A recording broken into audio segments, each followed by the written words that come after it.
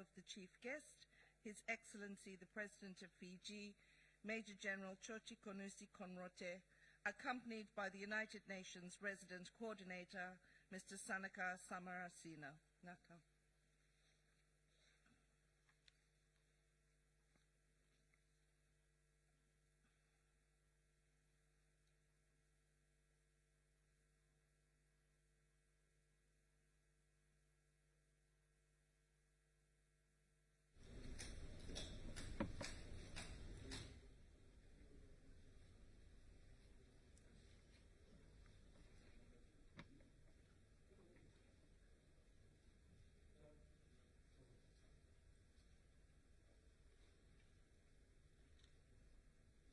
We can all please be seated.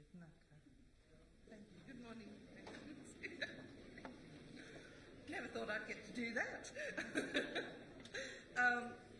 Excellencies, ladies and gentlemen, the chief guest this morning on the occasion of the United Nations 75th anniversary is the President of the Republic of Fiji, His Excellency Major General 24OCT20, a former soldier, civil servant, diplomat, government minister and community worker. As a soldier, he rose through the ranks from a private to become a major general and the first Fijian to hold the position of United Nations Assistant Secretary General and concurrent force commander of the United Nations Interim Forces in Lebanon, UNIFIL, from 1997 to 99. Prior to this, he held the appointment of UNIFIL Deputy Force Commander and Deputy Commander, Chief of Staff of the Republic of Fiji Military Forces from 1991 to 97.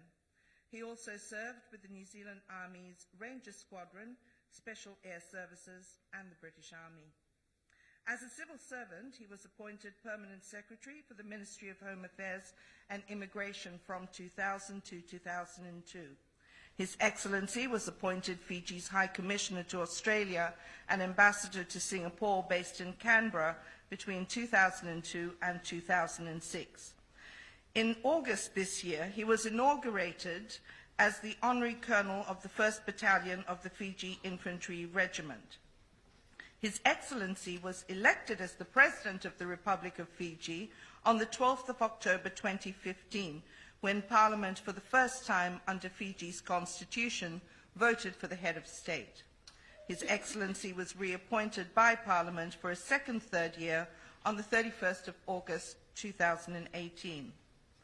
His Excellency is a graduate of Ngātamboa High School, the New Zealand Army Administration and Tactical Schools in Waiouru, and the Australian Army Officer Cadet School in Portsea, the Australian Army Command and Staff College in Queenscliff, and the Australian College of Defence and Strategic Studies in Canberra, as well as the John F. Kennedy School of Government at Harvard. He is married to Madame Sarote Conrote, and they have 2 sons and 6 grandchildren. Ladies and gentlemen, to deliver the keynote address, the President of Fiji. Naka.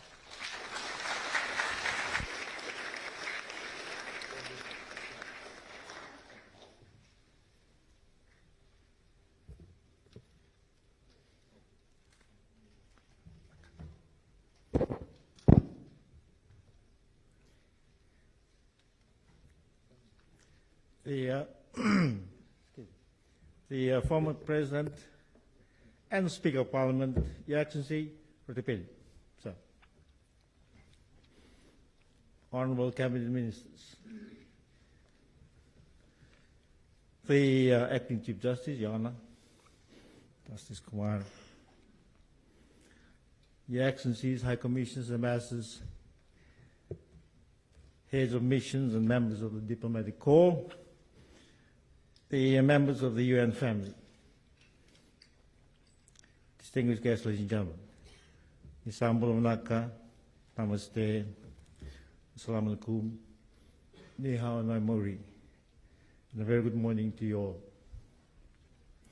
We are here to commemorate the 75th anniversary of the United Nations on the very day, the 24th of October, that our multilateral system came into being in 1945.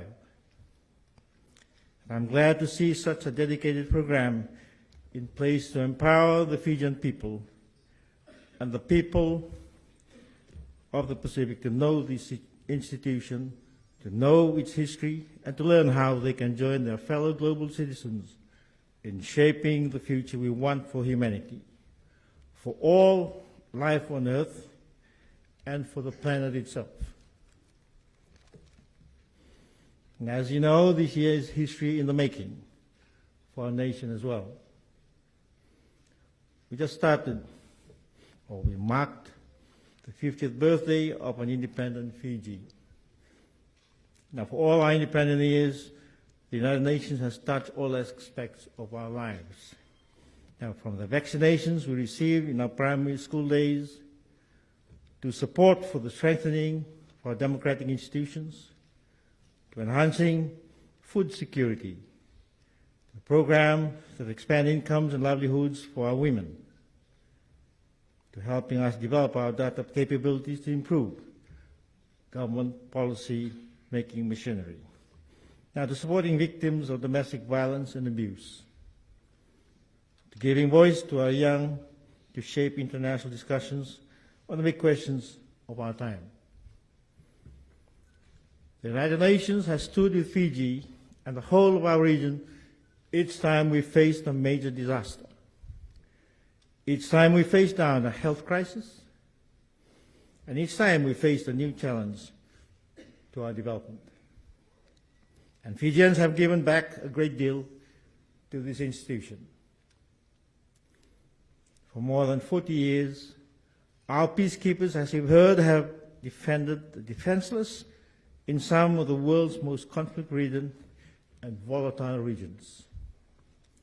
Now, there are many people in this world who thank and remember the men in uniform, now men and women, from an island nation far away, which helped heal their war-torn countries.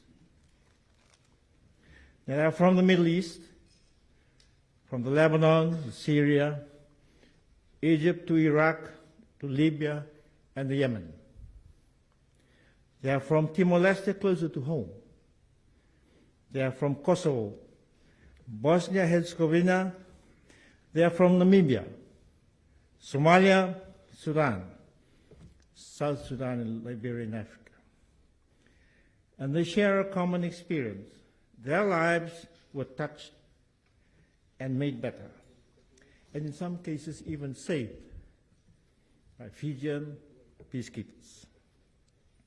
As a former soldier myself and a former peacekeeper, as you've heard, and the commander and head of mission and Nations Assistant Secretary General and Force Commander of UNIFIL, I can tell you how proud Fijians are of that legacy, and I believe you'll be hearing more from former President Ratibeli. In reflecting on that history, we must also recognize this historic year has also been defined by a historic challenge. The coronavirus COVID-19 pandemic and its accompanying economic crisis both threaten human progress on a generational scale. We all know that. Now, with more than 1 million lives lost, we are far from a global agreement that any vaccine, once developed, will be a global good available to everyone, from children to women on Santa Isabel Island in the Solomons, to the people across the Great Marshall Islands, to communities across Tuvalu. We look to the UN to give us the global solidarity. We need to make this happen. Now, otherwise, the economic wounds this pandemic has inflicted on the Pacific may never heal. Of course, COVID-19 is only one of the great crises at our doorstep. Our world is still warming. The seas are rising. Storms are becoming stronger. The planet is becoming less habitable for humanity, for humankind, for all the life that shares the earth, sadly. Just as it is for COVID-19 and just as it was For the post-war world in 1945, our best solutions depend on solidarity. Then, as now, people and communities share the feeling, a deep sense of anxiety, fear, and uncertainty. Then, as now, we must communicate clear purpose, demonstrate clear commitment, and find strength in the might of our multilateral system. In these efforts to build a better and more sustainable future for our countries and for the whole planet, we look to the United Nations to provide us with the networks, the platforms and their means to project our concerns and work with the world to build the consensus that is needed to get the largest emitters, countries and companies to commit to a net zero target by 2050, 2050, or earlier, and hold them accountable for lack of progress. Now, in 75 years, the answer to the question, what future do we want, has changed immensely. We live in a vastly different world than it was in 1945. We contend with challenges our predecessors never could have imagined. I do not know what they ever thought a nation like Fiji, which appeared as a mere dot on their maps, could ever rise to the heights of global leadership that we now know today. But therein lies the greatness of this institution, the United Nations. It has proved that it is not defined by the past, that it can change. It can accommodate new voices. It can evolve to meet new adversity. Because the UN is not some foreign institution or some interstellar agency. It is our organization. The UN is us. All of us here in Fiji, across the Blue Pacific and around the world. And that is why I trust that the future we want will be the future we forge together. Nawalevu Dhanyavad. Thank you. God bless.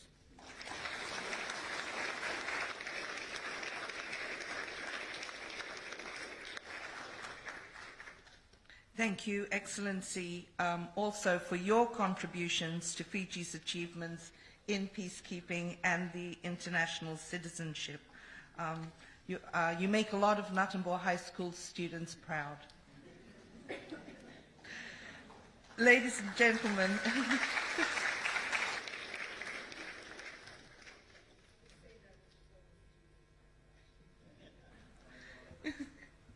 ladies and gentlemen, our next speaker, Mr. Sanaka Samarasina, is the United Nations Resident Coordinator and the United Nations Development Programme Resident Representative for the Republic of Fiji. He has a background in human rights and journalism, and his career with the United Nations has spanned across 26 Asia-Pacific countries. Prior to joining the Fiji office, Mr. Samarasina served in Minsk for 5.5 years and in various offices of the UN and UNDP in Singapore, Iran, Maldives, Kosovo, Myanmar, his own country of Sri Lanka, and was the officer in charge of the UNDP Samoa, Niue, Tokelau and Cook Islands office. Please welcome Mr. Samarasina to deliver his address. Tanaka.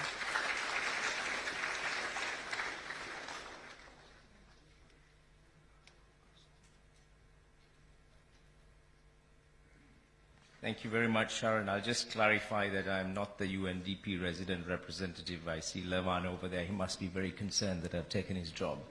You still have a job, Levan. Your Excellency, the President, former President, Honorable Speaker of Parliament, Honorable Ministers, Members of Parliament, senior officials, members of the Diplomatic Corps, my friends, ladies and gentlemen. Dreams can change the world. 3/4 of a century ago, just such a dream, the United Nations was born out of the ashes of the worst catastrophe the world had ever experienced. The countries of the world united to save succeeding generations from the scourge of war and agreed on a charter that has served as the guiding principles for the United Nations and the global community for the past 75 years. But as wars continue to displace millions around us, poverty continues to permeate across continents, terrorism endangers the fabric of our global society, diseases spread easily across national borders, and climate change threatens our very existence, one could be forgiven for wondering whether the determination of our forefathers that a global partnership would bring peace and prosperity to everyone is nothing but an unattainable and ill-defined aspiration. Yet, despite many challenges, we, the peoples of the United Nations, still zealously cling to the belief that what binds us together as one civilization must be preserved at any cost. The survival of humanity depends on it. A stronger UN, a better world, we say with conviction. Whilst the record of our United Nations is not perfect, it remains a beacon of hope for the world. Each day, the UN feeds the hungry, shelters those driven away from their homes, vaccinates children and fights disease, defends rights for all, mediates peace, and brings peacekeepers from Fiji and around the world to all corners of this planet and tries to build consensus to save our planet for future generations. Every day, countries, citizens, private sector, and civil society, men and women, young and old, use the platforms and spaces provided by the United Nations in the pursuit of a better life for humanity. But recognizing that the United Nations has had its moments of disappointment, the Secretary General launched a mammoth reform of the organization just under 2 years ago to create a more agile, effective, inclusive, and accountable organization. This year, he also launched a global conversation on the future we want, the UN we need. More than 1 million have already spoken. Here in Fiji and across the Pacific, thousands of voices have been recorded through virtual means as well as numerous Talanoa sessions. We will engage in one such dialogue here in this room, as well as several that are occurring today across the region and in the coming weeks as well. As COVID-19 wreaks havoc around an ever-shrinking world, we know that our challenges are interconnected, our futures interdependent, and the success of the solutions we develop will to a great extent hinge on reinvigorated multilateralism and global action. Only by working together can we overcome this pandemic, because we are only as strong as our weakest link. As long as there is COVID-19 somewhere, there is always the possibility of COVID-19 everywhere. At the same time, we also know, after 7.5 decades, that the 3 pillars of the United Nations, peace and security, development and human rights, are not only equally important, but also interrelated and interdependent. As former Secretary General Kofi Annan once said, there cannot be peace without development, no development without peace, and neither without human rights. Reaffirming this conviction, in 2015, all the world's leaders, your leaders, my leaders, committed to achieving the Sustainable Development Goals by 2030 to end poverty, fight inequality and injustice, and tackle climate change. Last month, the heads of state and government representing the people of the world gathered virtually to mark the 75th anniversary of the United Nations. Having heard the concerns and aspirations of we the peoples through the global conversation, they declared that, and I quote, "There is no other global organization with the legitimacy, convening power, and normative impact of the United Nations. No other global organization gives hope to so many people for a better world and can deliver the future we want." They resolved to leave no one behind in achieving the 2030 agenda. They resolved to protect our planet. They resolved to promote peace and prevent conflicts. They resolved to abide by international law and ensure justice. They resolved to place women and girls at the center. They resolved to listen and work with youth. They resolved to build trust, they resolved to improve digital cooperation, and they resolved to be prepared for health-related crises. And in so doing, they committed to ensure sustainable financing and boost partnerships whilst upgrading the United Nations to deliver on the future we aspire to have. Here in the Pacific, in Fiji and across the region, I would like to reaffirm the United Nations' commitment to the governments and people we serve, that we will continue to spare no effort to work in partnership with all of you in all these areas as we strive together to fulfill the promise of Nations United. In a spirit of celebration, remembering our rich 75-year collective past, but also in a spirit of reflection and humility, we invite you to engage in the conversation today and in the weeks to follow. It is a unique opportunity for us to come together in a spirit of tolerance, to reaffirm our faith in the dignity and worth of the human person. No matter what age, sex, ethnicity, degree of disability, national origin, religious persuasion, social, economic, or political standing. Let us seek and embrace diversity of all kinds. For it is only when we become more understanding of others and they of us that we evolve as a human race towards a world of lasting peace, respectful of human rights, and sustainable development for all, building resilient nations and empowered lives. Everyone's voice is important. Everyone's dream must be celebrated. Everyone's fears must be addressed. Everyone's vulnerability must be recognized. Everyone's potential contribution must be accounted. Through a mutually respectful dialogue that inherently seeks to understand each other, we will no doubt create a better world for our children than we found ourselves. On behalf of the UN family in Suva and across the Pacific, welcome to your UN Day event, and thank you for making this day and this organization what it is. Thank you.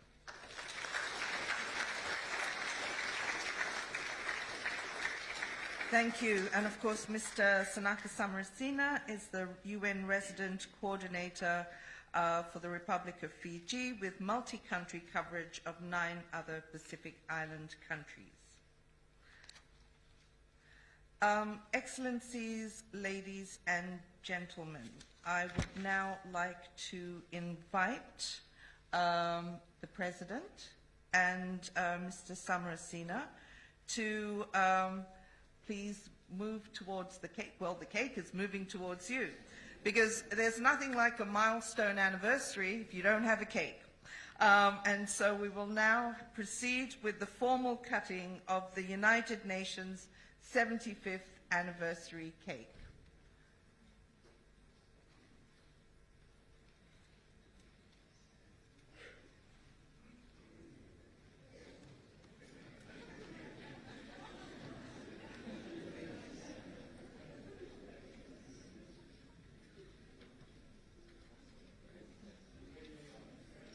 When you're ready, gentlemen.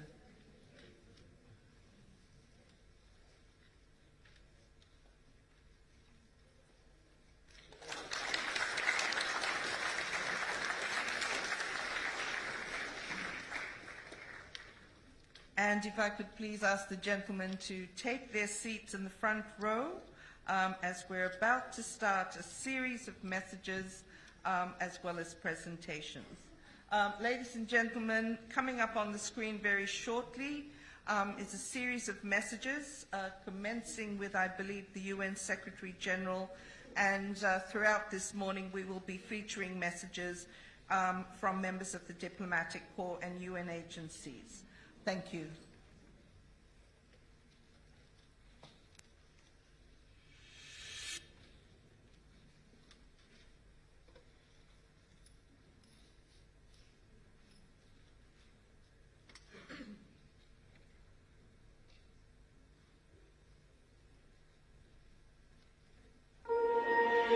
No country, no community is able to solve the complex problems of our world alone. We need to come together, not only to talk, but to listen. It is absolutely essential that you all join the conversation. We need your opinions, your strategies, your ideas for us to be able to deliver better for the people of the world that we must serve.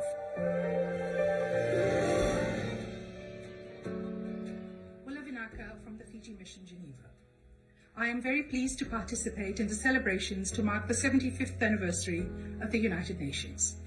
At UN Geneva, we see on a day-to-day basis the fruits of multilateralism as a result of the creation of the United Nations and its agencies. I wish the United Nations, especially in Fiji, a happy 75th birthday. Wulavinaka from United Nations in New York. Congratulations on the 75th anniversary of the United Nations. Young people from across the Blue Pacific, this is your moment to shape the United Nations that we want in the next 75 years. The world we want is a world where men and women, boys and girls, persons of diverse sexual orientation and gender identity are free and equal and are free from violence and discrimination. That's the world we want. What's the world that you want? Happy 75th anniversary of the United Nations. We Indian Habitats see a future where everybody has access to safe housing. Let's make it happen. Happy anniversary, United Nations. Vinaka. Congratulations to the United Nations for the 75th anniversary, and happy 75th anniversary to the United Nations. May God bless the United Nations and all its members. Tuvalu Motiatua. On this day, we wish the United Nations well as it continues to serve as the world's moral compass and foremost guarantor of global peace and prosperity. My hope for the UN in the future is a more unified organization with a stronger voice for the community we serve. I always working with governments, workers and employees organizations across the Pacific to advance decent work and social justice through social dialogue. 75 years on, the United Nations is still at the heart of efforts to build a better world, where cooperation replaces conflict and where no one is left behind. I'm happy that the UK is one of the biggest funders and a long-term partner of the UN's family of organisations in Fiji and the Pacific. I look forward to that continuing. Happy anniversary. As a member of the United Nations, the Republic of Palau congratulates the United Nations on the 75th anniversary. Furthermore, the Republic of Palau thanks the United Nations for meeting the global expectations and crises of our time, including the coronavirus pandemic. Happy 75th anniversary, Engong Mansulang. As we learned from the former US President JFK's inspirational statement he delivered to the Canadian Parliament on May 17, 1961, and I quote in part, "We share a common value from the past, a common defense line at the present, a common aspiration for the future, our future and indeed the future of all mankind." Geography has made us neighbors, history has made us friends, economy has made us partners, and necessity has made us allies. I'm Gold. Happy UN 75 anniversary commemoration. Kamakar, Kulijo Chapur, Kalangan, Kulamalap, and Finaka Fakalifi. Melrio, the government of Kiribati continues to advocate its KB20, Kiribati vision for 20 years, that is based on 4 pillars. 1, developing our natural, human, and cultural capital. 2, corruption-free society. 3, improving connectivity and accessibility. 4, increasing access to social infrastructure. This is the future we want, and we need a United Nations that is cognizant of these priorities. Come down.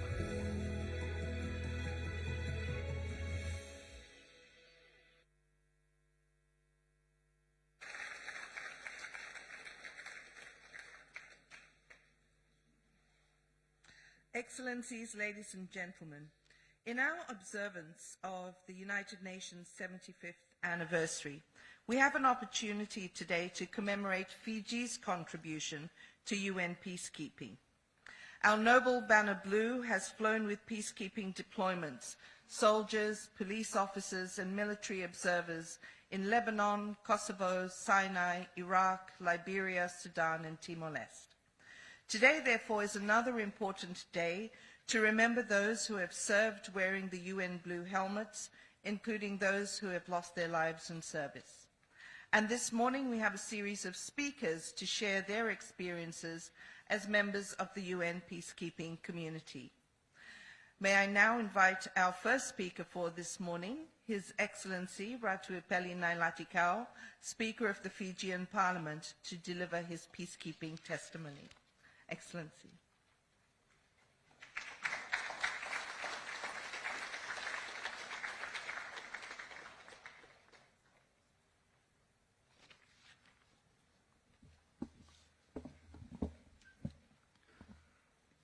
I really don't have a testimony to give. I'm just going to talk about our experience as the first contingent from Fiji to be part of the United Nations peacekeeping force. As you know, Fiji had never participated in a peacekeeping force before, and we did not know what was in store. Also, at the time, and I say this as a soldier, government was so quick to commit troops at that time, and we had not done the proper study in Fiji, whether we were capable of sending a force overseas of that size and in an area where you had some of the most ferocious fighting organizations in the world. So that was the setting when we were committed to that. And the haste of the departure of the force was such that everything had to be concertinaed. We had to up the training. The training was going on almost 16 to 18 hours a day. We had to organize and select the soldiers who were going to go. And we only had a small regular force at that time. So the size of the force had not been decided. When it eventually came out, we had to send a battalion of 500. We had a small regular force, so we had to look at the territorial force and the reserves at the same time.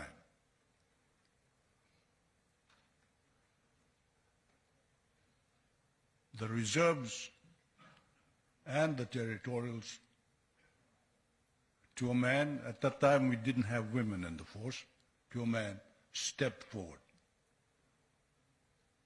to be included. So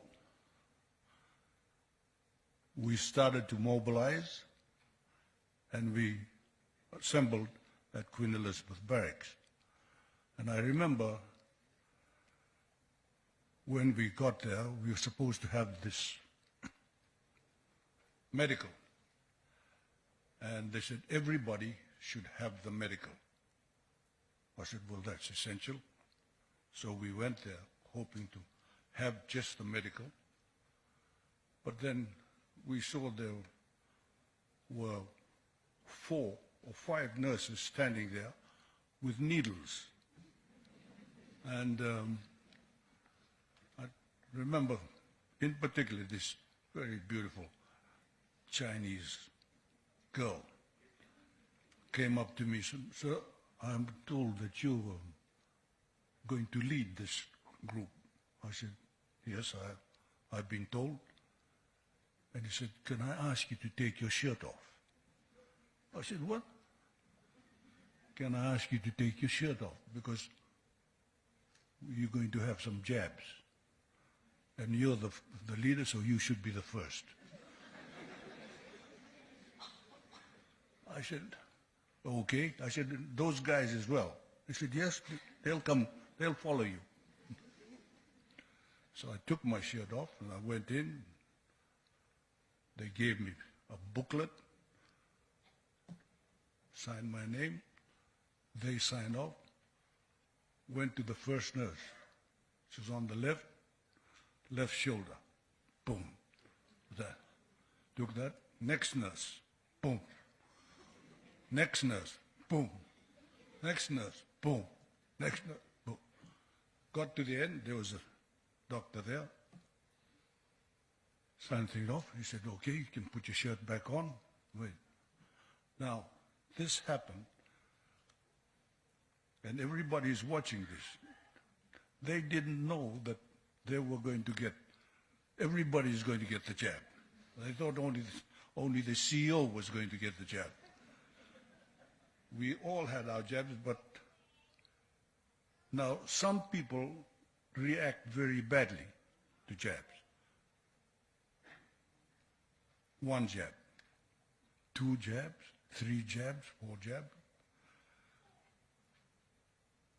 We all were okay, except for one. Except for one. And this fellow, when he got to the end, he just dropped straight into the arms of the doctor who was there. And everybody joked about it. The doctor had to be Dr. Letty Brown. And the person who fainted was none other than her husband. Joe Brown. He may be talking big now. But when I told Letty, bless her heart, she's passed away now. I said, hey, Joe fell into your arms. He said, look, that's not the first time. The first time he saw me, he swooned. So, it's no. So that was the thing. But we left here on the 29th of May. It was Sunday, 29th of May. Up to Saturday, we didn't know when we were leaving. This is the advance party. Up to Saturday, we did. Saturday afternoon, Manueli, the commander, called us in. He said, the advance party leaves tomorrow. You've got from now, tomorrow, finalize everything, leave. So that was the thing. So we tried to finalize everything, but he said, essential, there's a church parade tomorrow morning. So everything was shortened.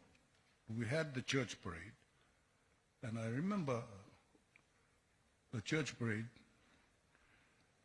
all the families turned up to see their husbands, their sons, their brothers. And I spoke at that the church parade. And at that time, there was a merry atmosphere. People were looking at it, this is a big adventure we're going into. And when I spoke, when I said, make it very clear that some of us might not come back from this venture. Then the tears started flowing. Then they realized this is not a fun thing. This is the real thing. And that's what it was. We were going into one of the hottest areas. And when We left here, the advance party, we went through to London. From London, we overnighted and went through to Beirut. And when we got to Beirut, it was still smoking at that time. Buildings were still smoking. We stayed overnight there, then drove down through the operation area to Nakura, where the UN headquarters was. And we drove through an area where the French contingent had been ambushed. And we didn't have any arms because we couldn't travel with our weapons. So when we got there, Beirut, we went down by vehicle, got to Nakura, saw others there. Then we were taken across into Israel. We were accommodated in Israel, in the town of Naria. And coming back to the headquarters to sort things out and do the reconnaissance of our operation area. And whilst we were doing the operation reconnaissance, we were with the French. And it was not a very comfortable feeling when you in an area that is hostile and you don't have any weapons when you're a soldier and you're in uniform. Not a very comfortable thing. But we did that. Then some of us went down to Jerusalem, to Tel Aviv, to wait for the first contingent to come. And our contingents arrived there in three lots. They were flown in by the Royal Air Force of the United Kingdom. And in June, the middle of June, the battalion was on the ground. And I remember the Jerusalem Post putting out an article, a big article, and asking the question, who are these fellows from the Pacific who were naturally disorientated in this area of the world to come and carry out peacekeeping duties here? And I called the officers together and I said, this is the article. Read it. We'll make this bastard eat his words. And that battalion put its best foot forward. We were only supposed to be there for 6 months, but then it extended to 9 months because we were training another contingent, another battalion here. So my whole battalion returned after 9 months. I stayed on to take on the next battalion. But the thing is, when we got there, we wouldn't have made it if we didn't have the assistance of the New Zealand government, the Australian government, the UK government, the US government.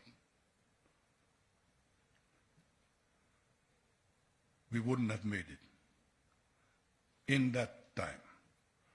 The assistance was, and my company commanders at that time, Alex Eastgate, he's passed on. A company commander, B company commander, Tom Korova Turanga, he's passed on. My 2IC, Edward Heffen, he's passed on. C Company Commander is His Excellency the President, who's here.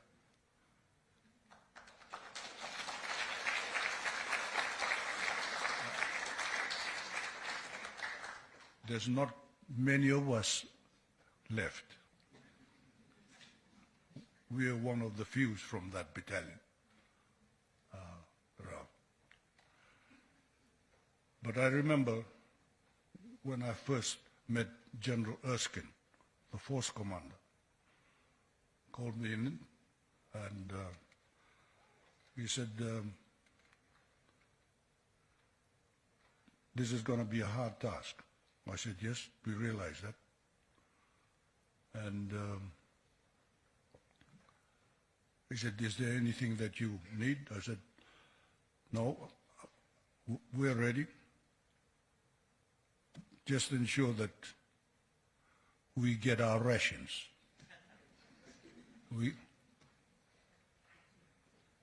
If we get our rations, no problem. You can give us any task. So that was the thing. And that's how we went.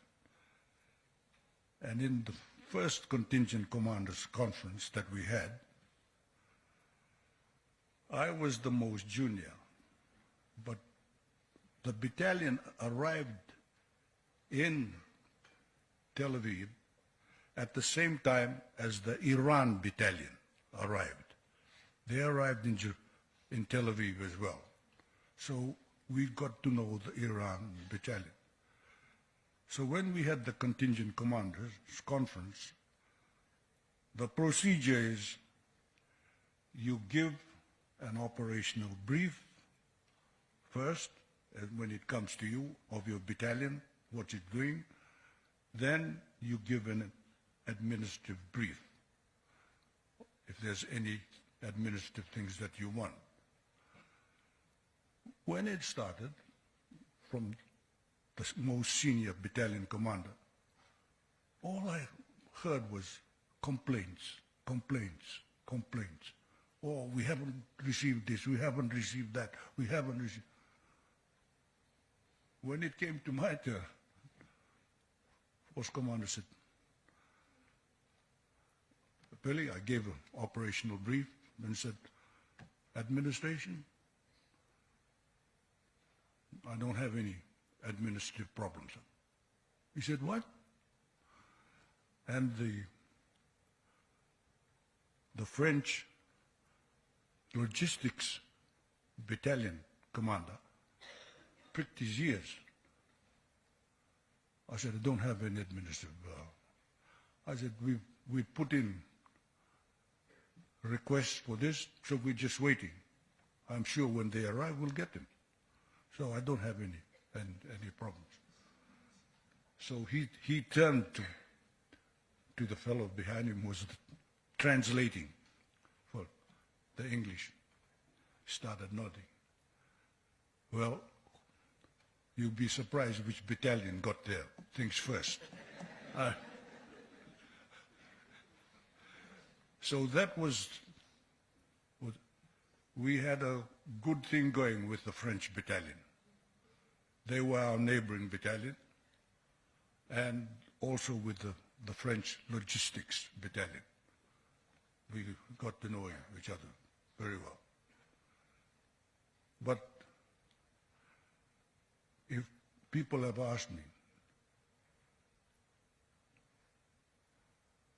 you went knowing that the problems that you had with weapons and that, we didn't have any support weapons at all. With just personal weapons at that time. So we stood out because we didn't have those support weapons. And people were wondering whether we were hiding the support weapons. We didn't have any. No machine guns. No heavy what. It was just personal weapons. And the words went around, the Fijians are hiding there. the support weapons. And my God, when we did get our support weapons, we did the training so quickly to take things on. I could go on for a bit of time, but time is of essence in this this gathering today, and there are others who would like to share their views with you. But I am open to any questions you want to ask of me. So we can have it later on, or have it when we have morning tea break. But it was an experience which I always remember, and I know the Lebanese who became good friends of the Fijians remember as well. Thank you.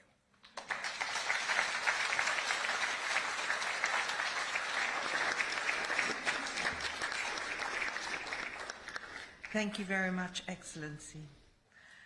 The role of women in peacekeeping continues to be a major focus of the United Nations Women, Peace and Security agenda. And increasing women's participation in peacekeeping is recognized as a critical factor for the overall success of missions. And today we are pleased to be able to hear from a woman who has been part of Fiji's UN deployments to Iraq and Syria. Please welcome Captain Nanise Ralangi.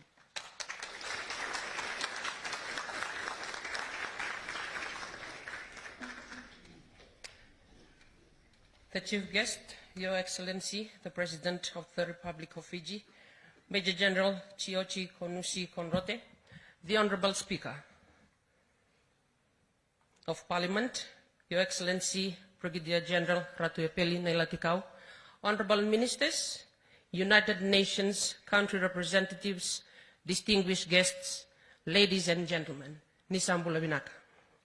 I am 31335 Captain Nanise Ralangi of the Republic of Fiji Military Forces.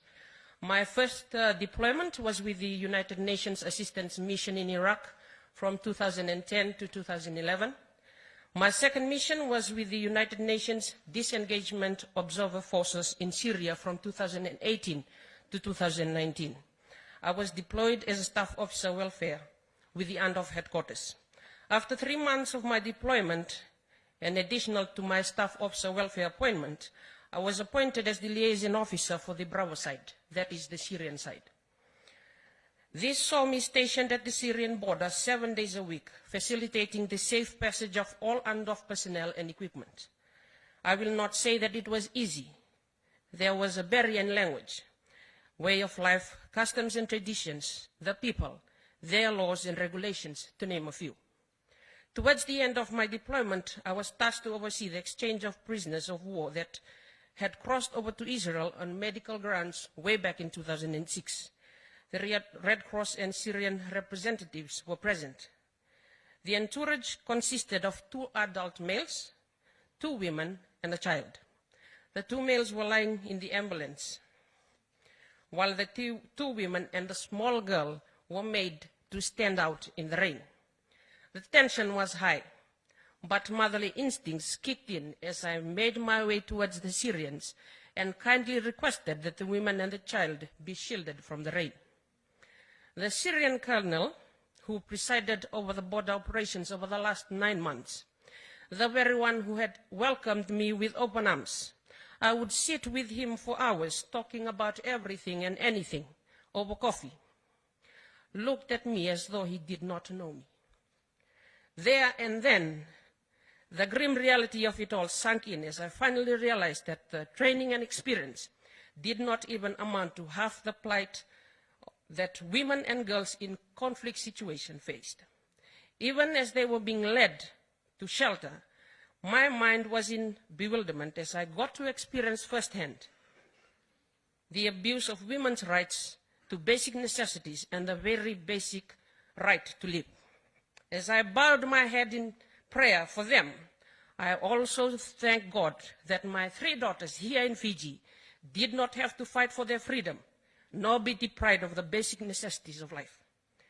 As the POWs left, the little girl smiled and gave a shy wave. That simple gesture was confirmation that uniformed women are breaking barriers and are shattering the glass ceiling all over the world. And as I stand before you, I am grateful to the leadership of the RFMF, those that have exited and the ones that we have today, for investing in the enlistment, training and development of women in the RFMF. I can confidently say that the future is bright for the servicewomen of the RFMF due to the commitment made in the name of peace. Reflecting on my tours of duty in the UN peacekeeping operation with UNAMI and NANDOF, I have come to appreciate United Nations Resolutions 1325 and Women, Peace and Security Agenda, as it has made considerable developments in the lives of uniformed women in peacekeeping operations, and I sincerely hope that it will evolve to a point where force contributions of equal strength will be deployed in the name of taking peace to conflict areas with inclusivity and gender-balanced proportions. And the ultimate goal is to see more women in the peacekeeping arena in the near future. Distinguished guests, ladies and gentlemen, thank you.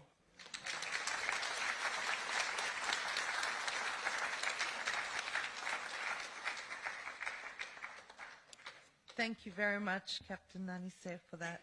And just a little plug also, UN Women's Multi-Country Office is hosting a conversation on women, peace and security on Tuesday at 4 o'clock, Suva time.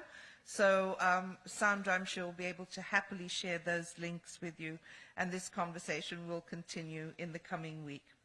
Excellencies, ladies and gentlemen, the legacy of Fiji as a small island developing state in peacekeeping has been a courageous journey.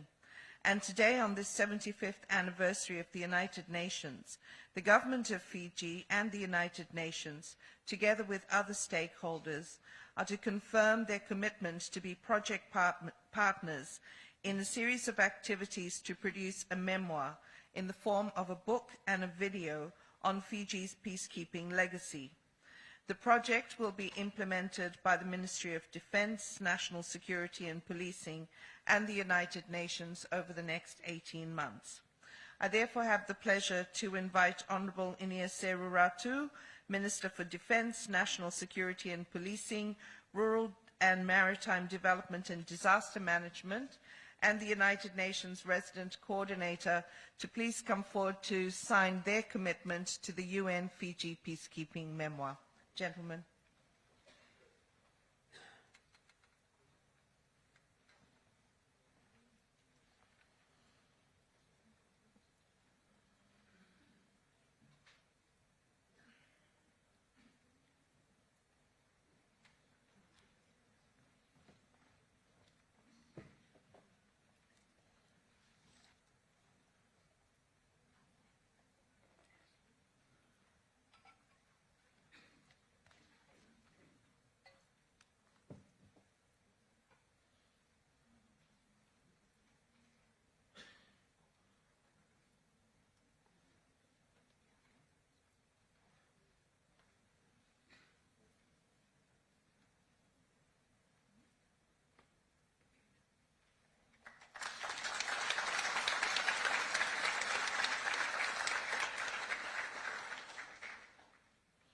Thank you very much. Ladies and gentlemen, it's now time for another series of video messages.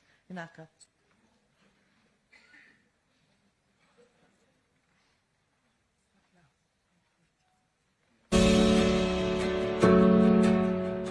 The UN has been here for 75 years, and as a representative of a country which is a very big peacekeeping operation contributor and a member of the Security Council, I know the cost of engaging with the world, and I know how much Fiji has been contributing to that. So it's about saying thanks to Fiji for its contribution to the UN, and about saying also that we will lead the Fiji, we will lead the UN, we will lead a good job for much more than 75 years, which is a good thing. because it's about mankind, it's about values, it's about peace and security for all. China is a founding member of the United Nations. Let us renew our firm commitment to multilateralism, work to promote a community with a shared future for the mankind, and rally behind the banner of the UN to pursue greater unity and progress. Congratulations on the 75th anniversary of the UN. Despite the many challenges, the UN has been making tremendous contribution to promoting the common good for humanity. Korea will continue to work together with the UN for peace and prosperity of the world. I wish to congratulate UN on its 75th anniversary. UN is not a tool for anyone, but a tool for everybody. Therefore, Malaysia supports multilateralism as enshrined under the UN Charter. Thank you. Hola, I'm Suva, the Ambassador of the European Union for the Pacific, and as we mark the 75th anniversary of the United Nations, I want to share with you that it has a very special place in my heart. As a young diplomat more than 20 years ago, I was learning the ropes of multilateral diplomacy when I met my wife in the General Assembly Hall of the United Nations. For the next 75 years, the European Union will keep working with the United Nations for what it stands for: peace, prosperity, people, the planet, and partnerships.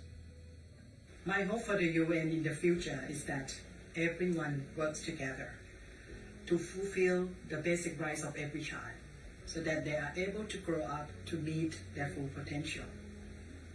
I also hope that greater action is taken to address the effects of climate change in the Pacific and to ensure that every child live in a safe and sustainable environment. Happy 75th anniversary, UN. UN is one of the major pillars of Japanese global cooperation. People look up to UN for various important issues. UN is also very visible in Fiji. We work with UN colleagues to support Fiji's socio-economic development. My best wishes. On behalf of Government of India, I congratulate the United Nations and every member country on the occasion of the 75th anniversary of the United Nations. As one of the founding members of the United Nations, India is proud to be partnering with various UN organs and international agencies in the Pacific. On this occasion, I once again thank United Nations on its 75th anniversary. Gula Binaka, on behalf of the Embassy of Indonesia in Suva, congratulations to the UN, especially the UN office in the Pacific on the 75th anniversary. The theme, the future we want, the UN we need, reaffirming our collective commitment to multilateralism is indeed relevant. Only with international cooperation, solidarity, and collective actions, we can address current global challenges. Hello, Olgata. My name is Lucy Bwagari. I am the Papua New Guinea High Commissioner to Fiji and the rest of the other Pacific Island countries. I'm very happy on behalf of my country to wish the United Nations a happy, very happy 75th anniversary. Papua New Guinea values its relationship and its membership of the United Nations, and the United Nations is actually all of us, all the members. So let's celebrate, let's be happy. Happy anniversary, United Nations. Kia ora koutou, everyone, and greetings from Bath as we come to celebrate the 75th anniversary of the United Nations. New Zealand is proud to be part of a diverse organisation that reflects the world that we live in, the challenges that we face, but the great potential that we have. New Zealand is a believer in global solutions to global problems as we come together in an organisation like the United Nations to work for the future that we want through the UN that we need. Mark.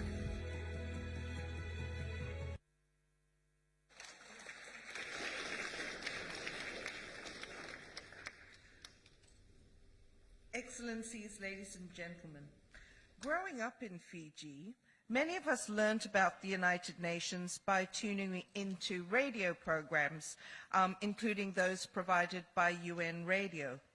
But we also learned a lot about local connections linked to the global commitments from exceptional Pacific broadcasters like Bernadette Rounds Nganilao.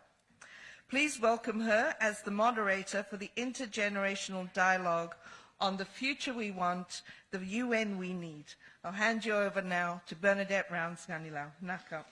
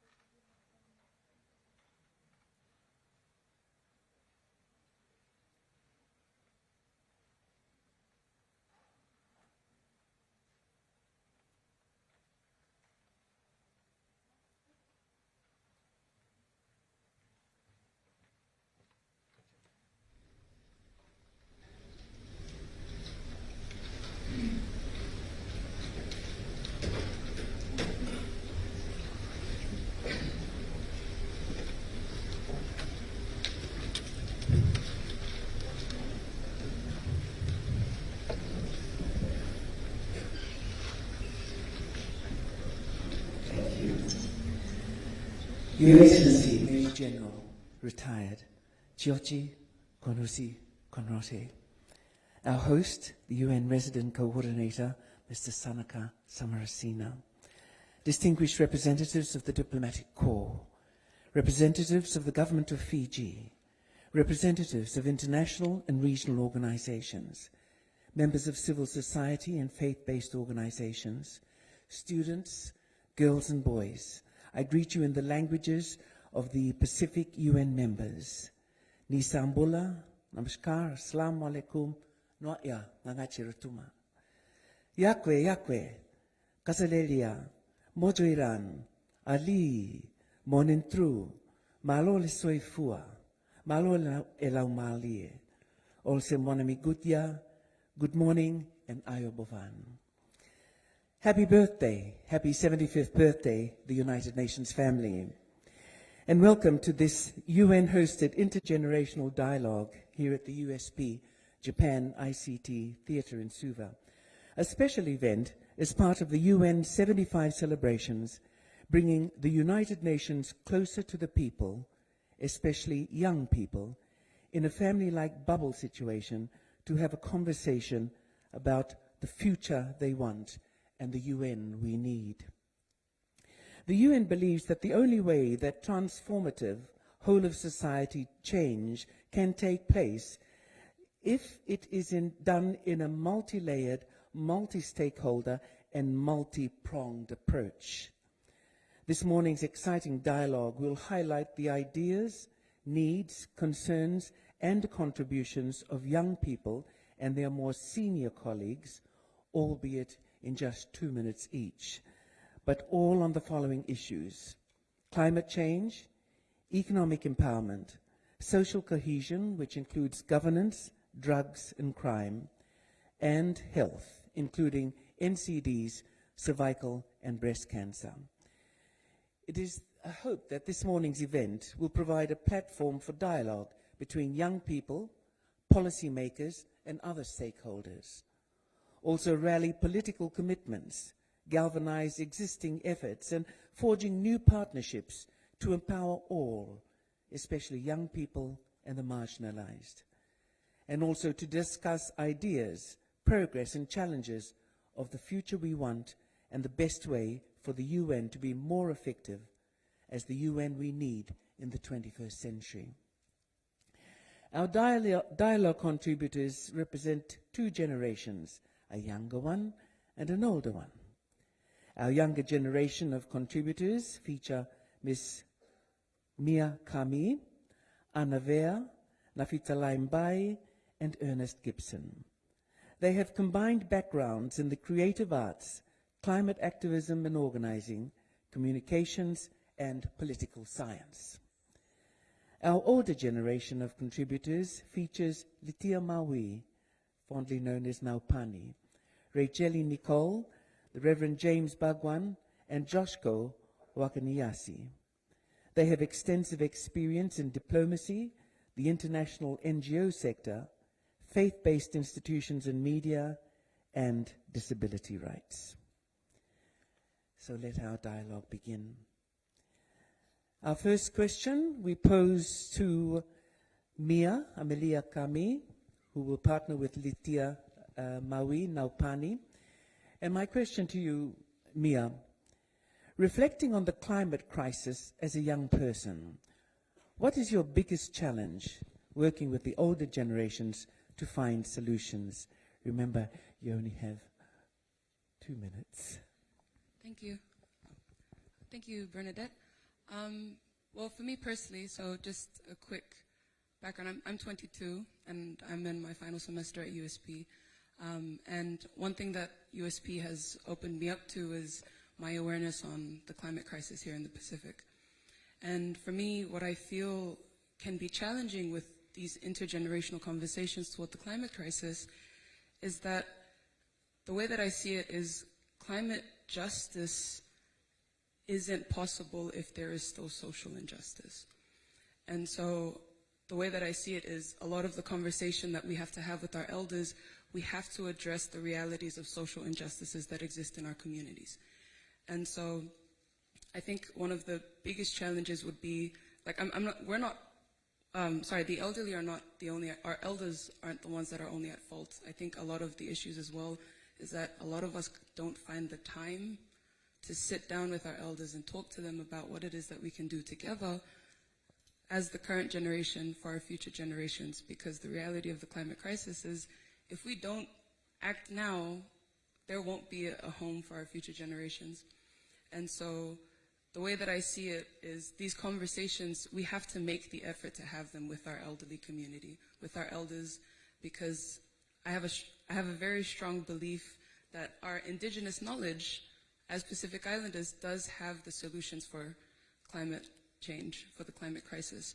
And so a lot of the work that we have to do is we have to make the time to sit down with our elders and talk to them, like, from your perspective, what do you think we need to do as the younger generation to bring back these traditional practices that help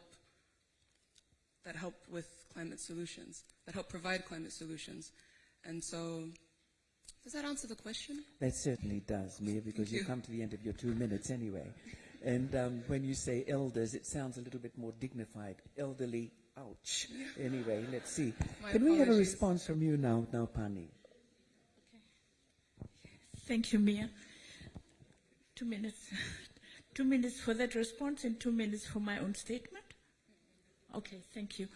To me, the solution that I find, we can't get together with you youngsters because we get together and you're just looking down at your phones. You guys don't even listen to us. So I find that my way out of that is to be on Facebook, Messenger, Instagram, WhatsApp, Snapchat, and Twitter. That's the only way I can get through to you. But not all of us, elderly folks. I'm 3 times plus your age, but we can get together in cyberspace because that violates all the borders that there are. But for me, can I have just 1 more minute? Okay, because this morning, if there's any message that my generation needs to pass on to you as we hand over the baton, it's that notion of multilateralism. We heard so much of it this morning. And my favorite definition of multilateralism is coming together with compassion and humility to take radical and decisive action on what matters most, in the protection of what matters most for the public good and common cause of humanity, wherever we are on the face of the planet. And the hugest platform for multilateralism now is, of course, the United Nations with 193 member states. And, of course, the hugest framework is my favorite of the SDGs, which, as we heard, have the underlying principles and also overarching principles of people, planet, prosperity, peace, and partnership. If you youngsters get on, hang on to that, by 2030, when I won't be here anymore, many of us won't be here anymore, you'll save the world.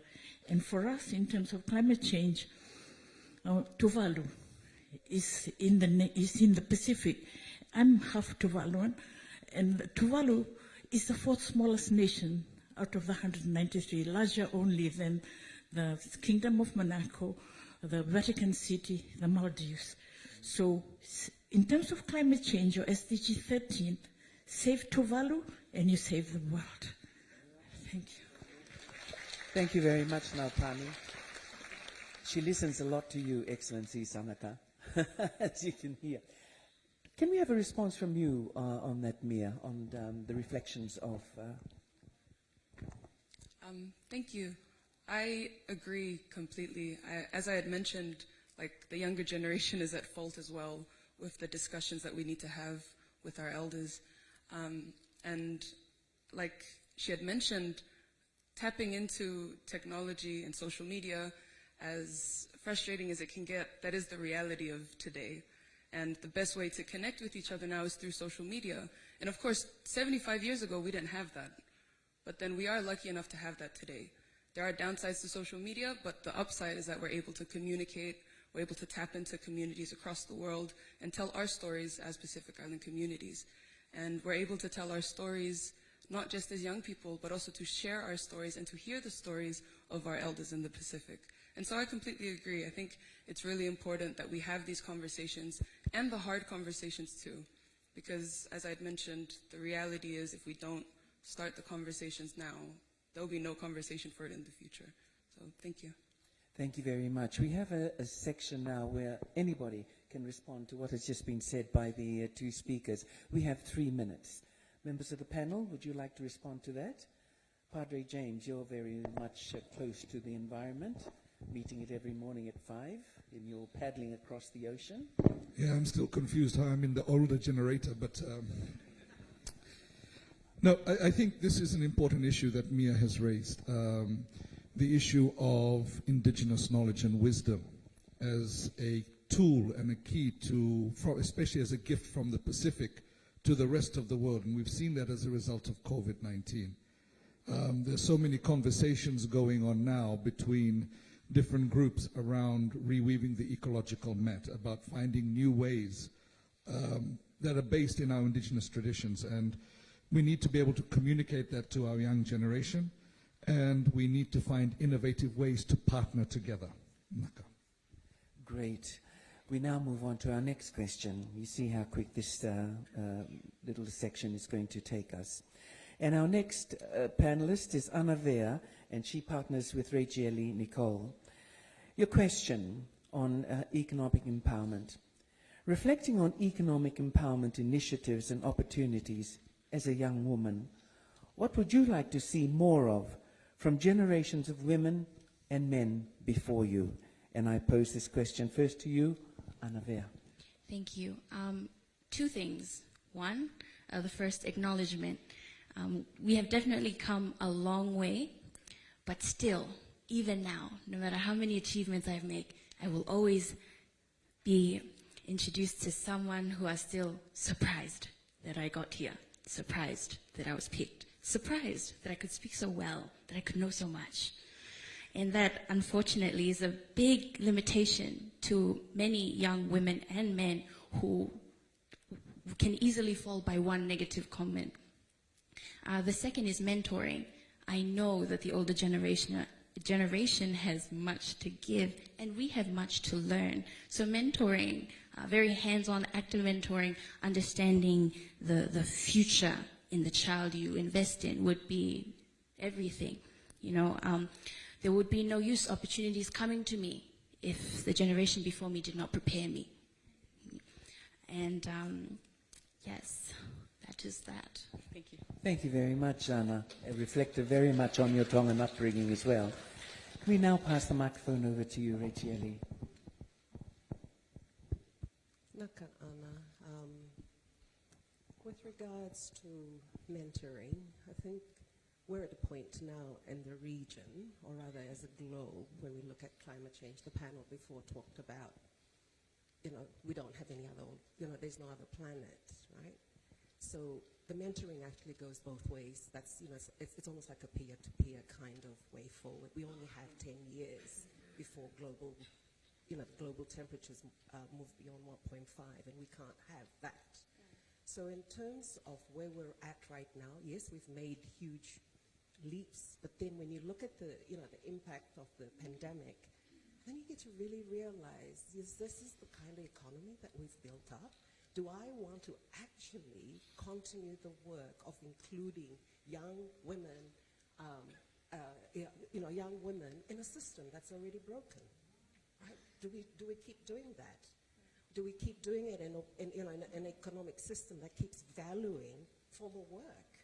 You know, and so in that way, this is what the pandemic has shown, because most of our governments said to us, go home, social distance. Who does the heavy lifting? It's the women at home. It's the, you know, and these are the things that's not counted in the economic system. So in terms of solutions going forward, I mean, this is what the pandemic really showed us, gave the environment the opportunity to breathe. It comes back to the economic models. So if there's a brave, audacious, bold idea that we as the Pacific, we've done it for climate change, we can certainly do it now, is to actually put forward a different narrative that Reverend James had talked about. How do we count women's unpaid work? And where do we start? We go back to the same international institutions that have been around for 75 years. I work for an international organization that's been around for 78 years. And how do we hold them accountable? Use the relations, use the leverage to redefine the gross domestic product, right? It only counts the formal system. Let's count women's unpaid work. Let's count the relationships. Let's give currency to the narratives and to the different knowledge. So what I would love is, my question to you now is for you to work along organizations like the UN, like Oxfam. What do you need to do that on Monday? What do you need from me? Maybe have a response from you, Anna. See, this is what I was talking about, the preparation for when things like this happen. But what do I need on Monday? What do I need on Monday? I need to go back today and go and look at my little sister and ask her what she wants in 10 years. By the time I am of the elder generation, I want to be talking about different things. We can't be looking at women's rights as if we are the majority or the minority or the vulnerable or the privileged. By the time we get to 50 years from now, I want to look at what a city looks like under the sea, or probably a city in the sky. We have more things to develop and look at. We should be past this by now, but we are still here, and that's okay, as long as we start moving. On Monday, when my mom makes me breakfast, I'll try to make it with her. Thank you, Anna. And I love the idea that you expressed as well, Racheli, of not what we do when we go out to conferences, and that is to take it home. Take it home and share it with your family, with your communities. But take what you have at home out, because we're using these initiatives and these opportunities during this very challenging time. Members of the panel, would you like to add to that, to what has been discussed already? If not, is anybody in the audience would like to add to that or throw a question to this dynamic young lady and this dynamic... no, not Boom Boom. No. All right, then. We'll move on, because I think we've had some lovely responses from... Ernest. If I could just add one really quick comment, and it's to reiterate comments made by both Racheli and Anna, and it's that think about the things that you give value and currency to, because if you continue to support a system that fails us, that's the kind of future you're supporting. Wonderful. Thank you. And now we're going on to our third question. See how quick and takeaway this all is. And I hope that we will continue with this from Monday onwards. Monday is a very crucial time, because we don't stop right here and then because it's the 75th birthday. We have to make use of this time and what you have heard and what the speakers have shared with you. We now go to Nafitalai Mbai and also Reverend James Bagwan. And your question is under social cohesion, reflecting on the fact that young people are the instigators of conflict and crime. And the COVID-19 context exacerbates the economic drivers of crime. How much can the young people of this region, our future, actually contribute to peace building? Nafi, if we can hear from you, my dear. Thank you for the question, Bernadette. I think my answer to this question is something that is portrayed all over the board right now, and it's being inclusive. I don't adhere to the notion where we say always that young leaders are the leaders of tomorrow, but young leaders are the leaders of today. If you want leaders young leaders to lead, they have to be leading today. They have to be included in the conversations and where you're sitting at right now. And I think I am a living testament of what can be done in a life. Having people like Mr. Joshua Wakanyasi, I'm sorry, and have people sitting next to me and talking to me and telling me that I have a space, I have a place in society, and telling them and they're like, that I have a place in this kind of talks, sitting in front of people that have high standards and high aspects of what our nation and of what our world is to be like.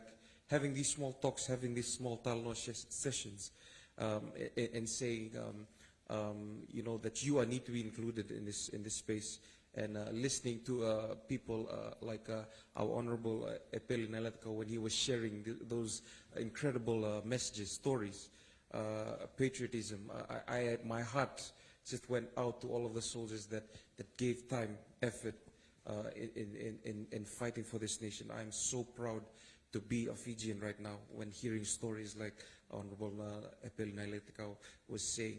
And I think for faith-based organizations, that's where faith-based organizations fit in.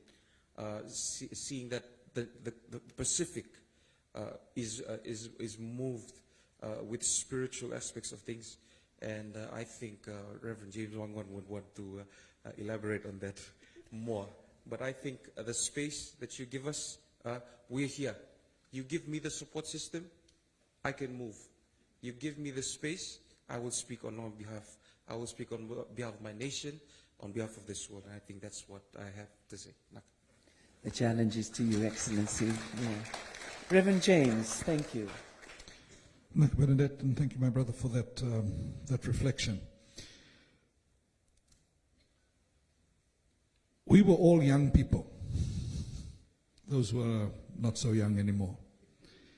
And one of the things that I've constantly hear is the call for space for young people, the inclusion of young people. But as I often like to share, when we were young people, we marched into the space. We don't wait for it to be presented to us.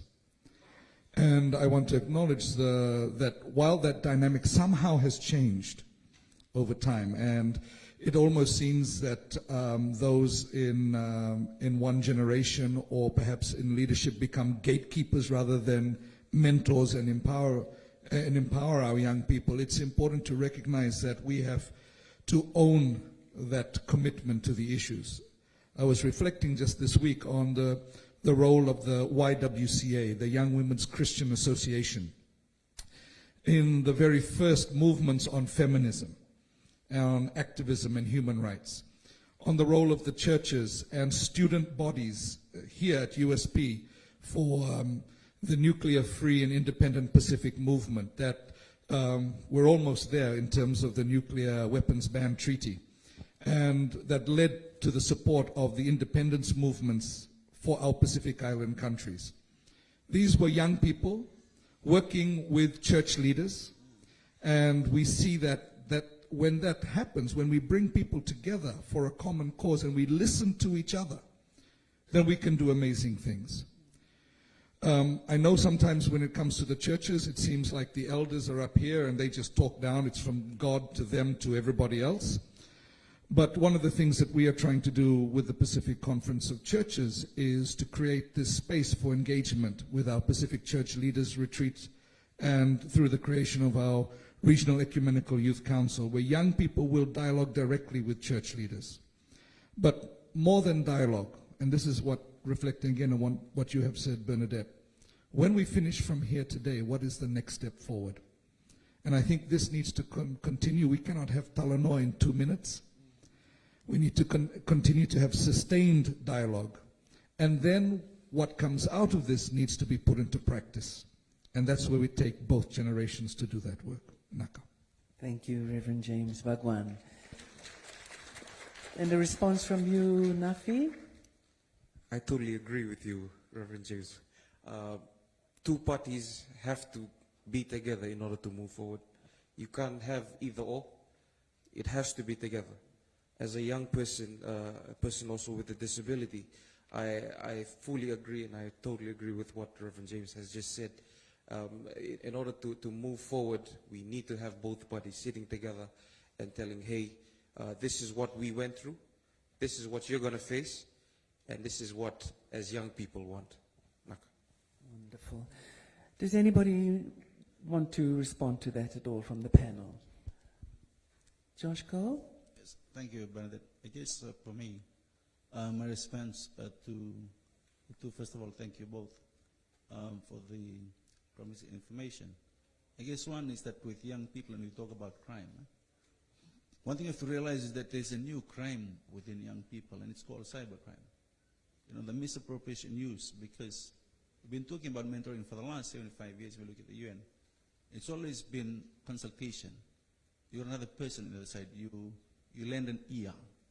I think the UN Secretary General has mentioned in terms of we speak and we also need to listen. Sadly, our devices only actions what you put into it. And for most young people, they take out their frustration using social media. And the misuse of social media can then lead to people committing crime, at the same time even inflicting harm onto themselves.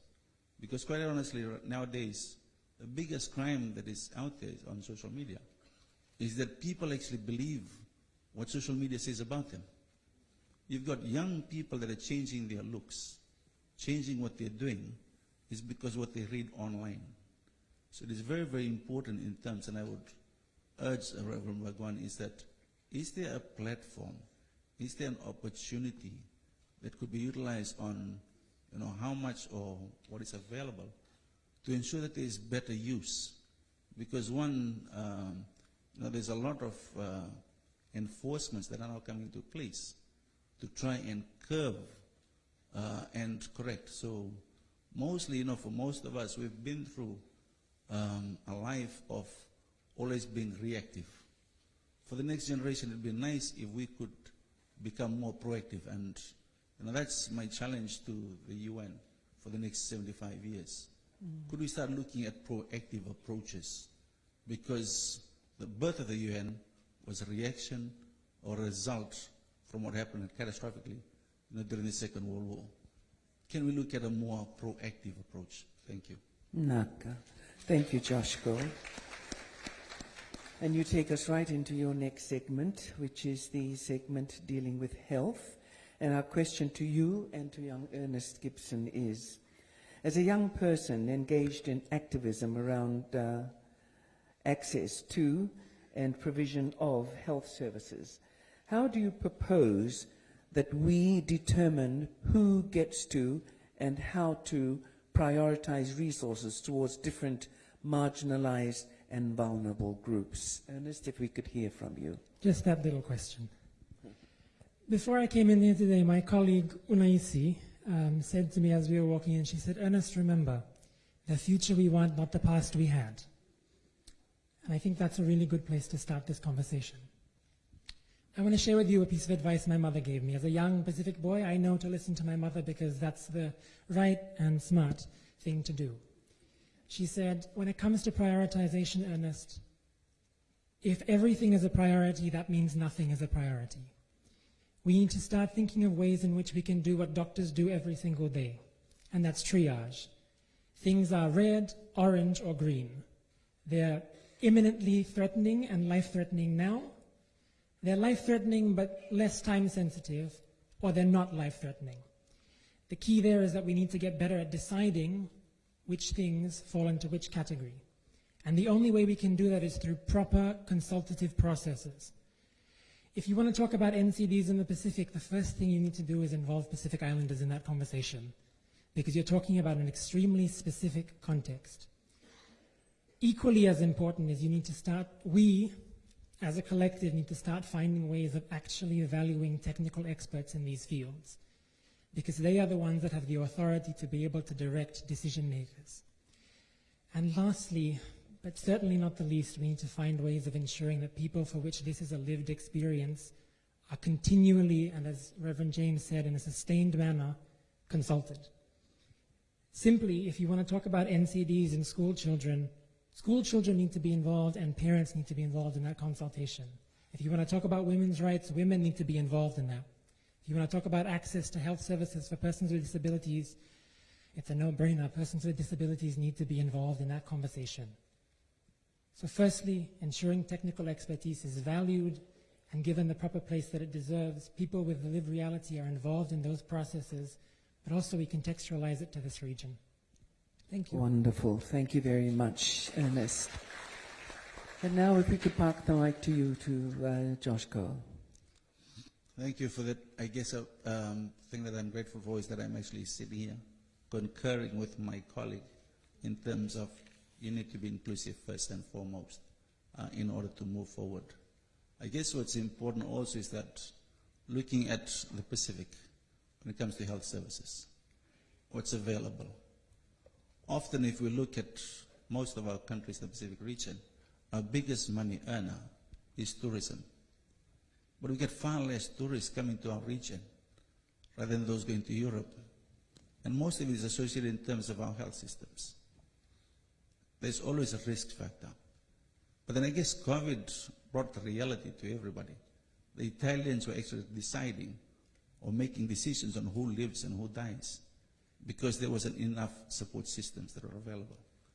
How do we improve our systems? When you look at the Pacific on what's readily available, what's not readily available for what, when it comes to NCDs, the fear of amputation, we have a joke in the disability sector that our surgeons within our hospitals, they're amputation happy.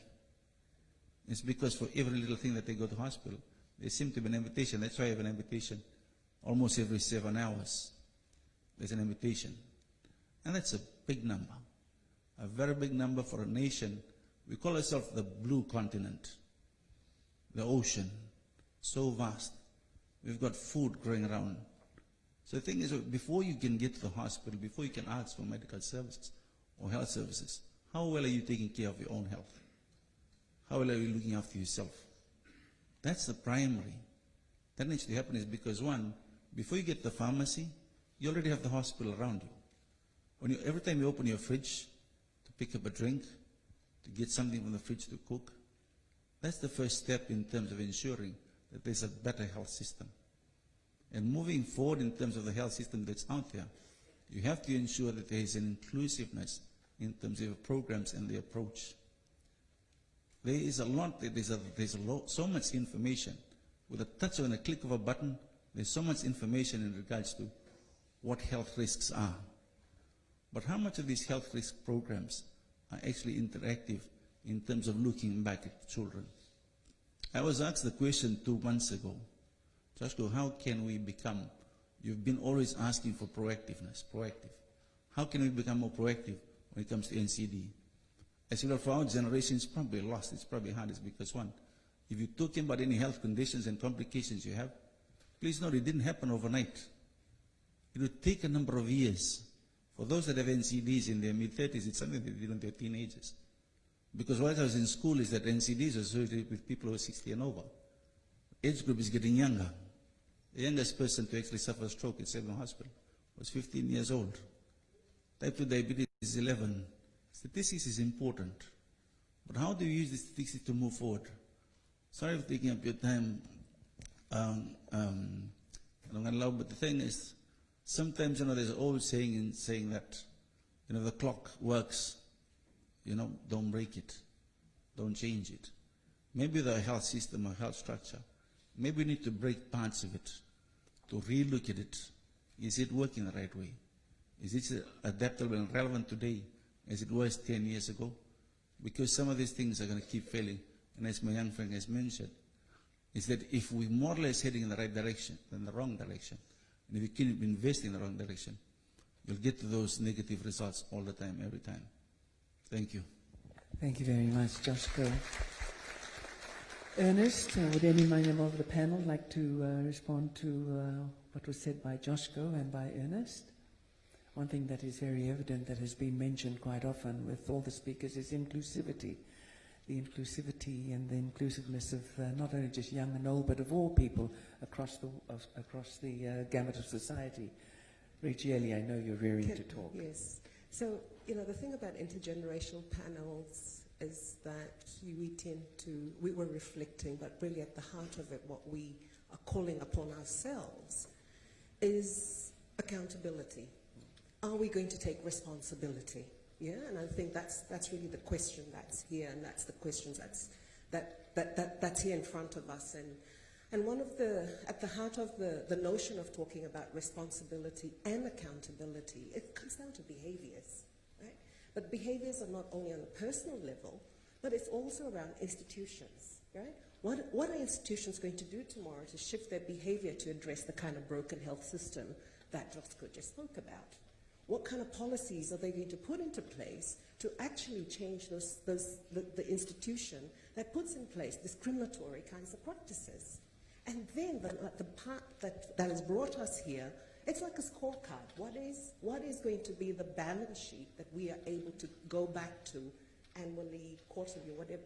Oh, sorry, well, not whatever, 75 years. But for us as a region, our leadership role right now is around ensuring that the IPCC report that's already come out, that like we cannot afford for global warming to get beyond 1.5. We only have 10 years. And that's the urgency that's here for all of us. That's the question that's here for all of us. And for the UN, as a multilateral agency, rethinking what is its role for the next 75 years. Actually, it's not what we do in the next 5 years is most critical, because that will set the pace for what we will see in 65 years. So this intergenerational panel is about us taking responsibility together and holding each other accountable. Correct. Yes, thank you very much, Rachel. Anybody would like to add to that? One thing that I do believe with multilateralism, I wish there was a way in which we can extend beyond government and agencies when funding is distributed and programs are developed, because we're missing a lot out on the ground.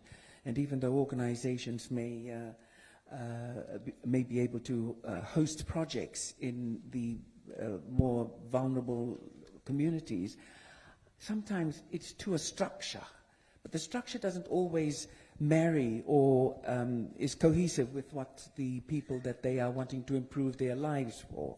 So I wish that there was another level that multilateralism could reach out to, and that is the majority of the community on the ground. Now, Pani. Yeah, thank you. If we can go back to the theme, the future we want and the UN we need.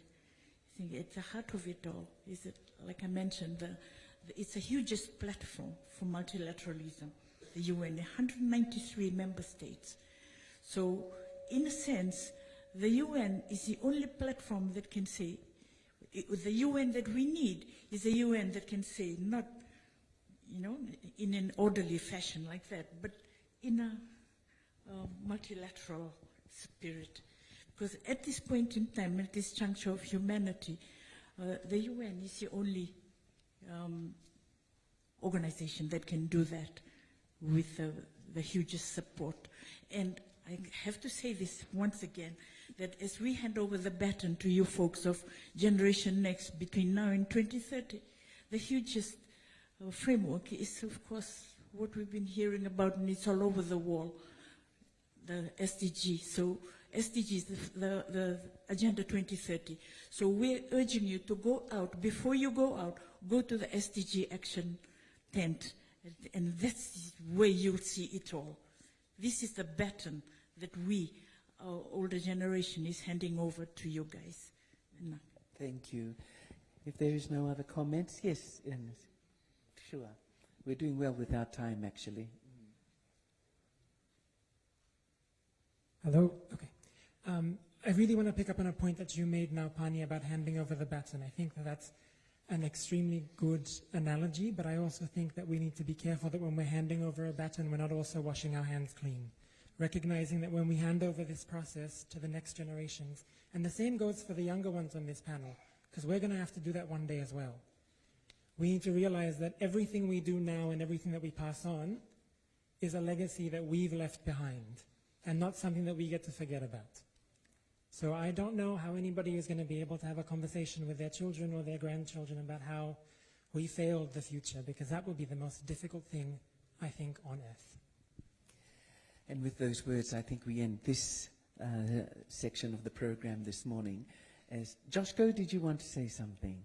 I think I go back just with what Smawi just mentioned, is that the future we want, the UN we need. If you look back at the last 75 years, the Honorable Speaker of the House, shared in terms of remembering back, 30, 40 years ago, in terms of the first battalion that left Fiji shores. Now that's the power of memory in terms of looking at the last 75 years. It heavily dependent on the individual, the sacrifices that one has to do. We've got so much technology There's so much partnerships. Travel now is much faster. Compared to 75 years ago, it would take weeks by boat, and I'm pretty sure, and I'm thankful they did get their arms and everybody got back home safely. It's because now things can happen in a day or two. Within a touch of a button, you can be communicating with anybody else in the world. So things are supposed to be improving and getting better. And for the next 75 years, there's already a platform. It's how we use it appropriately that matters. And it's going to take both parties. It's going to take the young generation. It's going to take the older folks. It's going to take everybody. And I guess one is that once everybody realizes that it's not, the responsibility. Sometimes when we look at the UN, we often point a finger and say, it's their role to do this for us. But we need to also recognize that whether we're Pacific Islanders and saying it's our responsibility when it comes to climate change, what can we do? Picking up of plastics, making sure we don't throw plastics anyhow, instead of holding it against the industrialized nations. What can we do? What can we do as Fijians? What can we do to making sure that we are part of this global family? Thank you. Naka. And we end with two young voices. Mia, you can even sing your response if you like, or Anna, if you'd like to respond. Thank you. Just quickly, if you have watched the Mulan movie, can you just nod if you've watched the Mulan movie?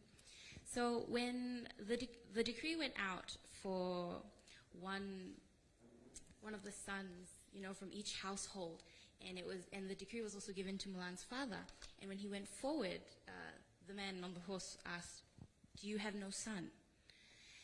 And instead of saying, "I don't have a son," he said, "I have been blessed with 2 daughters." We are beyond looking at what we lack now. We have so much. As Oceanians, we have so much. And as humans, the resources, the gifts, the only limitation we have is the limitations we have placed on ourselves. It's to dream big and to dream out and to look outside the box.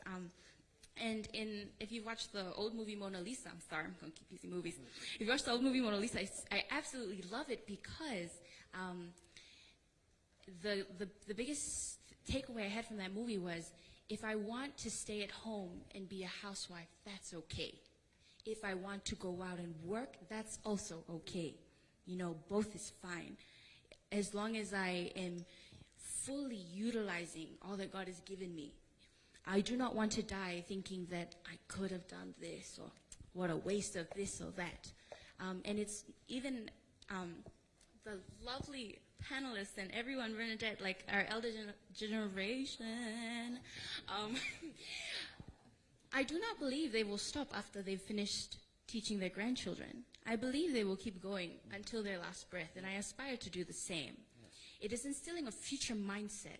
It's learning from the past generation, encouraging the current generation, and preparing the next one. Not asking the older generation to feed me, but to help me, to help my future children, to help their future grandchildren. Yes? Thank you. Amen. And now, Mia, we end with you today. Yes. Thank you. I think everything that was covered on this panel, and I think everyone will agree as well, is all very important issues that we face here in the Pacific.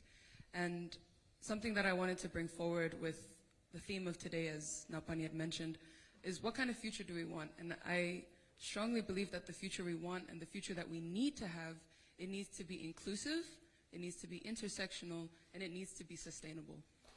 Because I honestly believe that we have the capacity and the ability to ensure this future, but it does take each and every single one of us to be the person to move forward and make that difference. And so the question I'm going to leave all of you with, and the UN with, is what kind of ancestor do you want to be? That's the question I'm going to leave with all of you. What kind of ancestor do you want to be, and what kind of future do you want to see? Thank you. Excellent. Thank you. And with those words, we bring to an end this panel discussion, this presentation. Unfortunately, we had a very short time span, but I think it was wonderful and interesting the way everybody had made their presentations. We now call on the High Commissioner for Papua New Guinea, Excellency Lucy Bogari, to make an intervention on what has just been discussed. Please give a warm round of applause.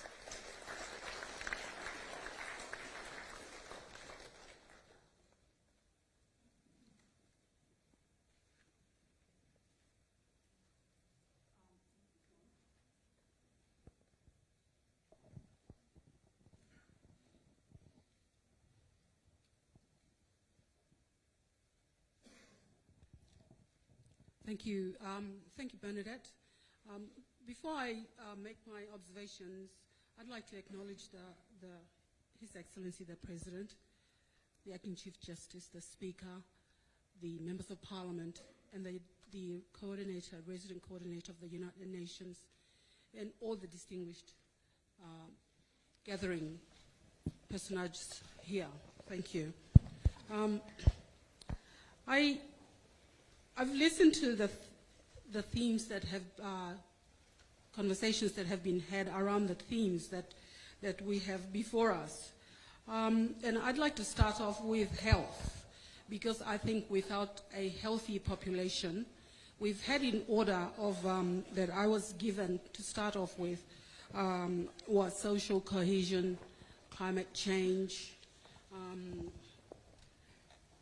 health, and economic empowerment, and health was the last, but I would like to start off with health, because I think without a healthy Pacific population, we cannot achieve anything else.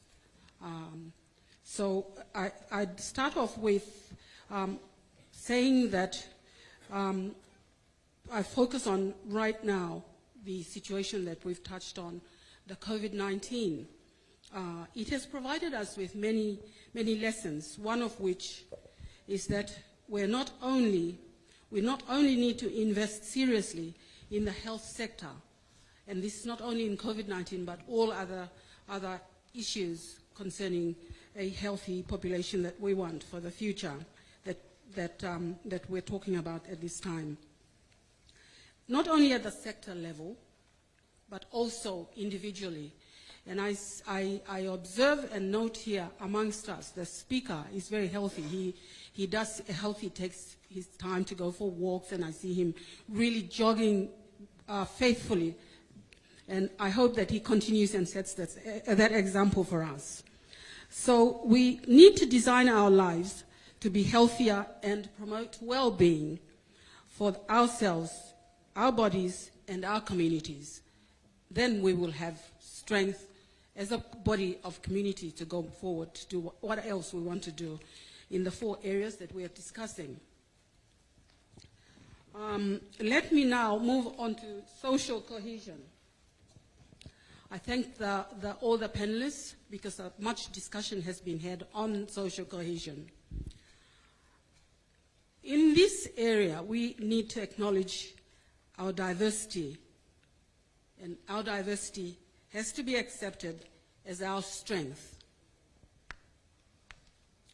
And our social cohesion has to be celebrated, built on as a basis of the richness of our culture and our world.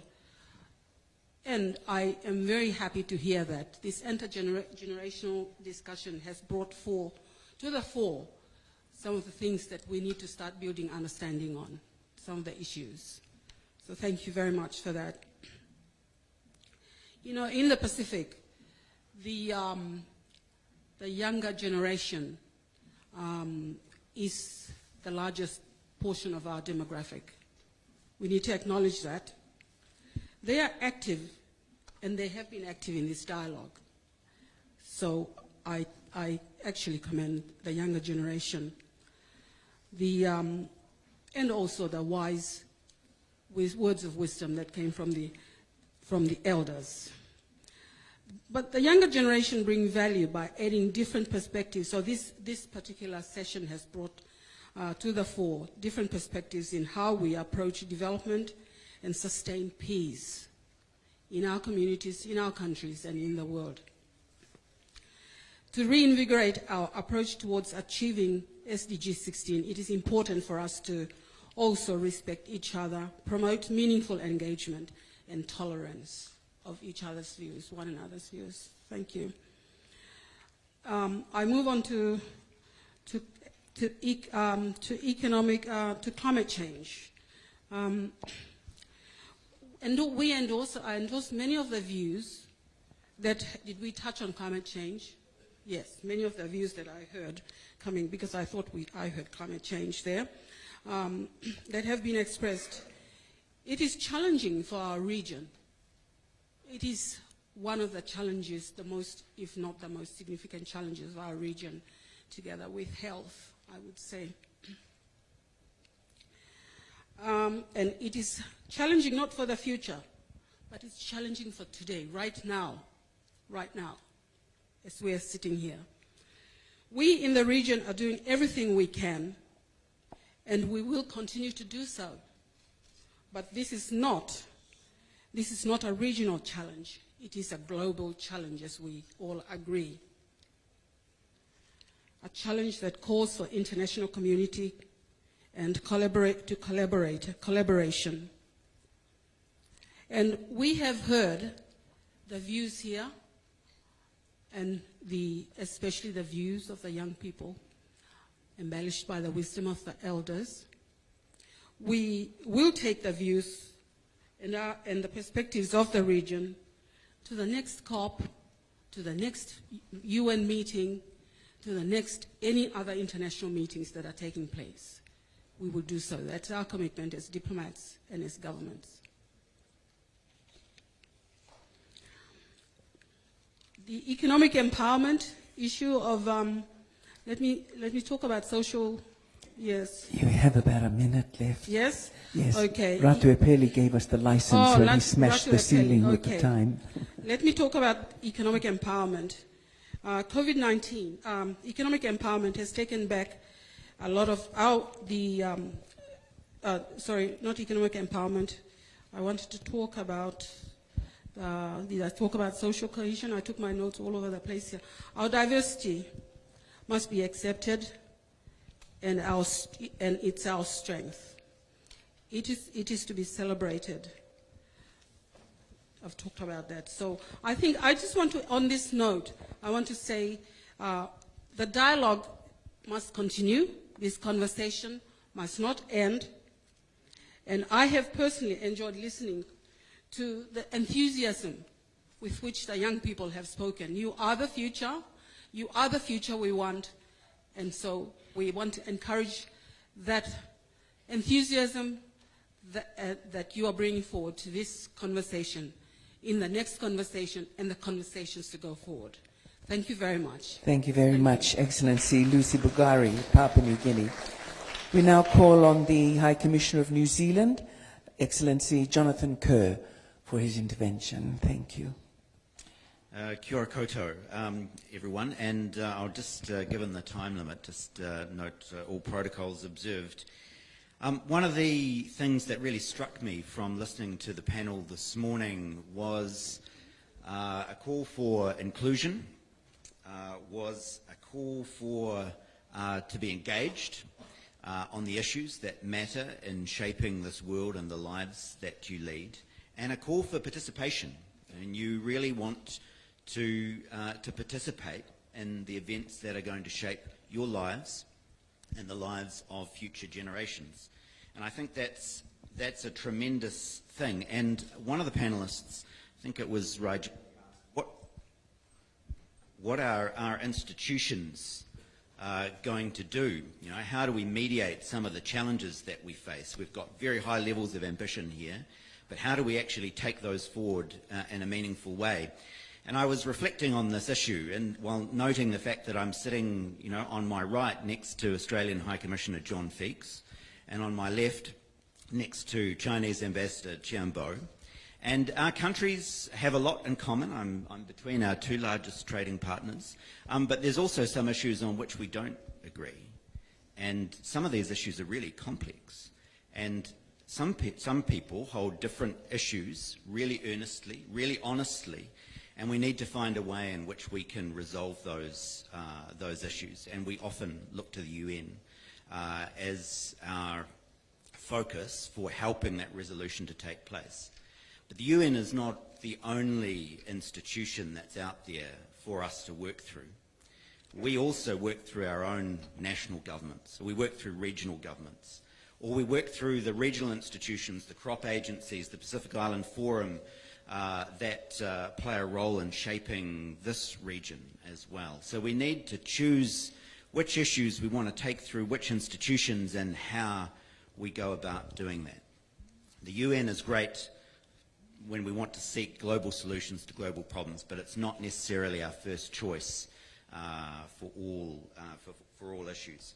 And I want to conclude just by reflecting on an experience I had my first time out as an ambassador to Turkey.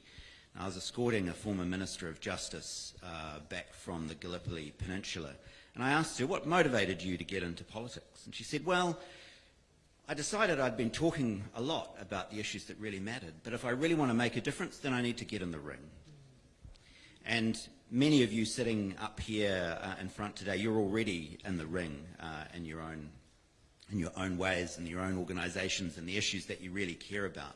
My message is for everyone sitting behind me as well. If you really care about these things, you have to find the way that you get in the ring, whether it's national level, whether it's at regional level, whether it's at a multilateral level, whatever level suits you best, and you make your difference that way. Kanaka. Very true. Thank you so much. And thank you everyone for your attention this morning. The program continues. Once again, I'd like you to acknowledge the wonderful panelists we have heard from this morning. Joshko Wakaniasi, Ernest Gibson, Reverend Padre James Bagwan, Nafita Lai Bai, also Regieli Nicole, Young Anavea, Naupani, and Mia Kami. Please give them a warm round of applause. From all that you've heard from today, and we take home with us, and you take it back to your workplaces and your workstations, just remember one thing: leave no one behind. Thank you very much, everyone.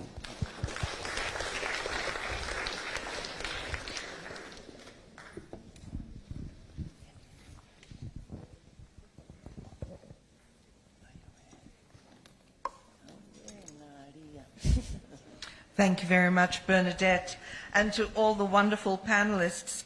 Just as they're departing, just to let you know that coming up in our program are a number of performances, but also at the end of this morning's formal program, please do also make sure you go and participate and have a look, engage in the SDG Action Zone, which is full of lots of exciting activities and also information.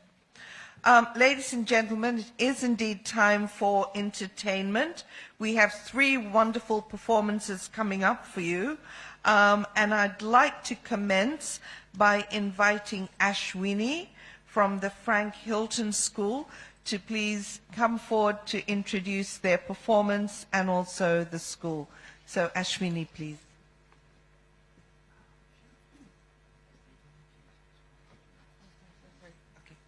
My apologies as we're moving forward. We'll take one more video clip, ladies and gentlemen, before the performances.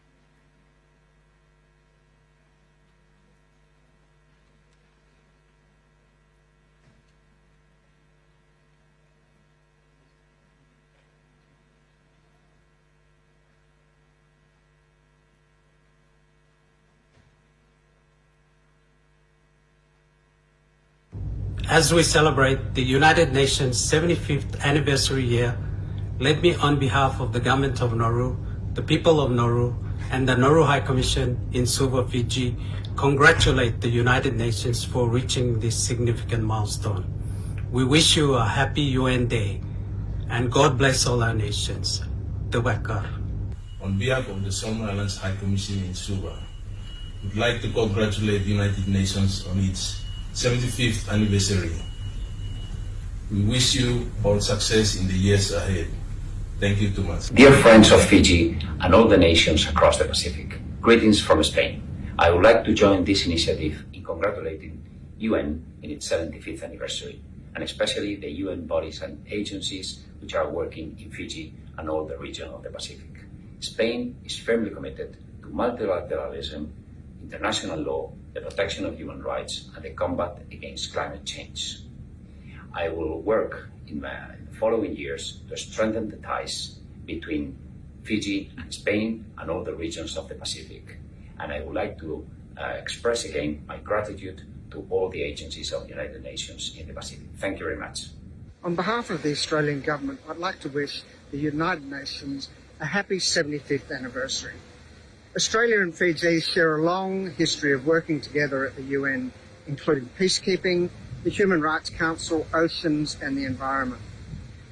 I want to especially acknowledge Fiji's long record of service and sacrifice in the cause of international peace. This year, COVID-19 has shown that international cooperation is as important as ever. As we tackle the pandemic, Australia is proud to work with the UN to support Fiji's response. On the occasion of the 75th anniversary of the United Nations, congratulations to you, my diplomatic colleagues at the UN Pacific here in Suva.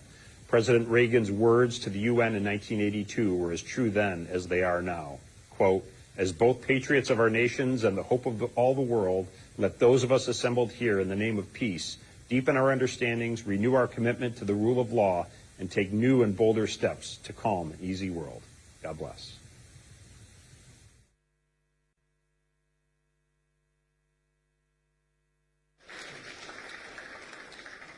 And now for some entertainment. Please welcome, first to introduce her school's performance, the head teacher of the Frank Hilton School, Ashwini Mudliar.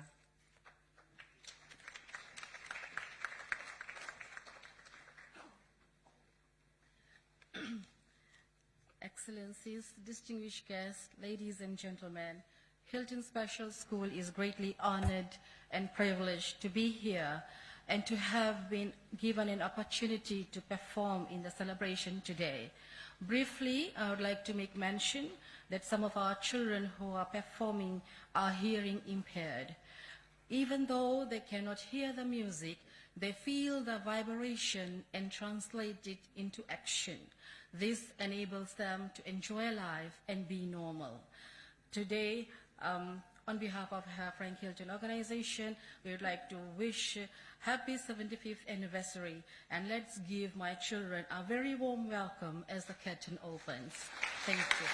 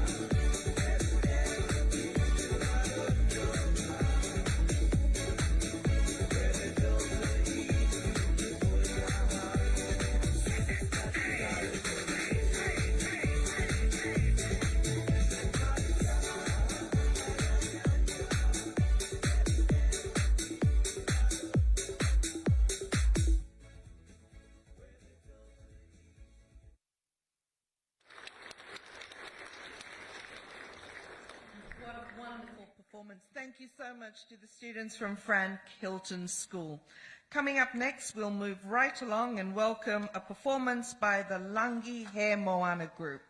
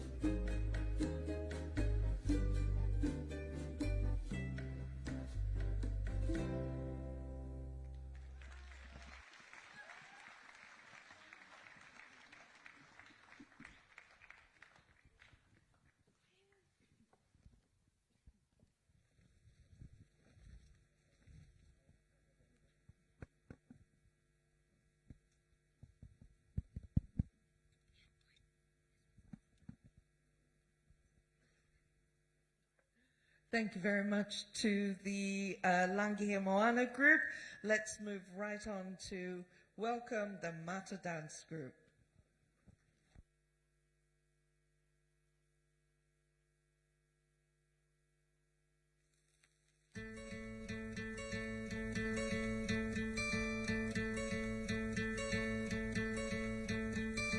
Hope when you take that jump, you don't feel the fall.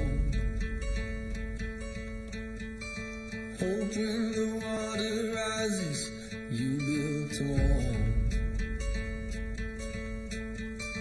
Hope when the crowd screams out, you're screaming your name. Hope if everybody runs, you choose to stay. Hope that you fall in love and it hurts so bad. The only way you can know, you give it all you have. And I hope that you don't suffer, but take the pain. Hope when the moment comes, you'll say,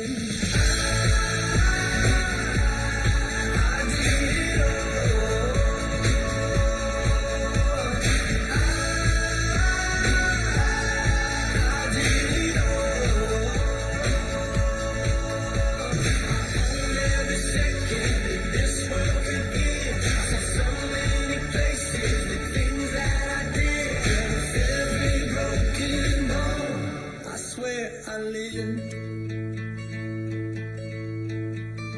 Hope that you spend your days, but they all add up. When that sun goes down, hope you raise your cup. I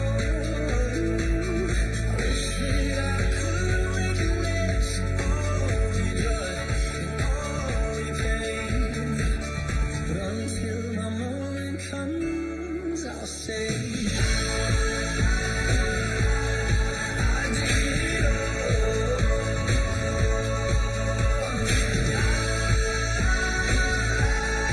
I did it all. Every second that this world could give, I saw so many places, the things that I did. There was every broken bone, I swear I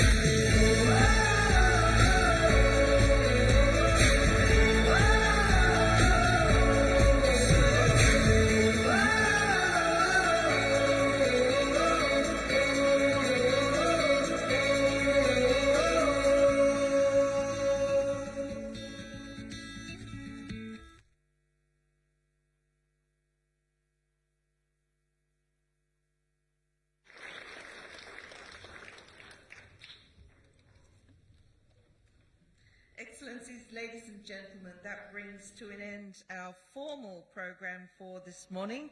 So thank you so much for your attendance, and on behalf of the organisers, now invite you to please enjoy morning tea. It is served on 2 levels, and please don't forget to also visit the very exciting SDG Action Zone. Have yourselves a lovely day. Vinaka Shukriya.